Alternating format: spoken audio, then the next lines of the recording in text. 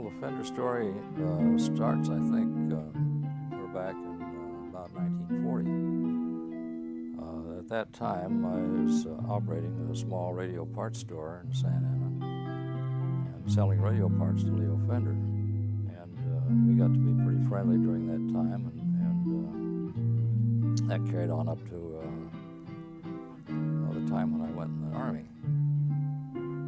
And I went in the Army, and of course Leo didn't go in the Army because he only had one eye, and of course they don't want anybody shooting a gun that has only one eye. So Leo probably scrounged around and got a few parts together. May have made 2 or 3 amplifiers at that time, but there just weren't parts of the necessary type available. Then eventually, Leo got to piddling around with Doc Kaufman and started developing some of these things. And Doc, of course, had the pickup ideas. Of course, Doc was Leo's first partner in the guitar business. And they built small amplifiers and those small lap steel guitars. Doc was a guitar player himself, a very good one. And he played in groups, bands, and did things. And was very well liked and very intelligent for the electronics. And I think he played a big part in designing the electronic pickup, because I really think he was probably one of the people that encouraged Leo a great deal to get into this. Leo Fender wasn't a guitar player.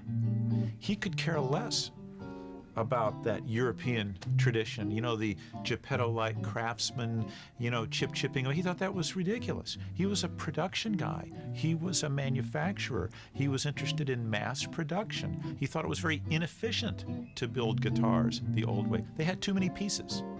They had too many steps, too many stages. There was too much glue. There was too much carving. There was too much this. There was too much that. I can build a guitar out of a plank of wood, and it'll play better than your guitar, and it'll be louder, and it'll stay in tune, and it'll sound purer, and it'll have more high end, and you can do more with it, and it'll last longer. And if anything ever goes wrong with the neck, I'm going to bolt the neck to the guitar, and you can take that neck off, and I'll replace it for you. Leo was coming not only from a radio background, but from an industrial bent. He was interested in the efficiency of manufacturing processes. For example, one of the reasons that he thought you could bolt a guitar neck onto the body, so you'd have to mess with all that glue, for one thing, but if something went wrong with the neck, you simply replace the neck. If you wore down the frets, you don't have to take in the whole guitar. We'll just exchange the neck. He thought that was practical. It made the guitars cheaper to produce. There was more production efficiency in the way the pieces came together. They were built intentionally to have an interchangeability of parts. I've always thought of Leo Fender as kind of the Henry Ford of guitars, so he made it an affordable piece, absolutely, by mass producing it. That allowed it to be an affordable piece. I believe that he used the most modern tooling of the day, whether at that time a pin router to make a pattern shape of a guitar. Well, that's probably the most modern machine that was available to do that at the time. You didn't have NC routers or computer-controlled equipment.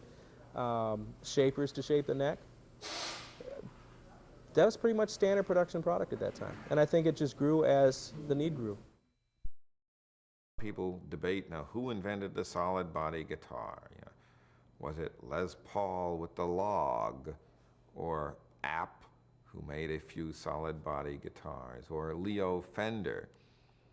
Well, I think it's pretty self-evident that Leo Fender, while he didn't invent the solid body guitar, did have the first truly commercially successful solid body guitar that sold in large quantity.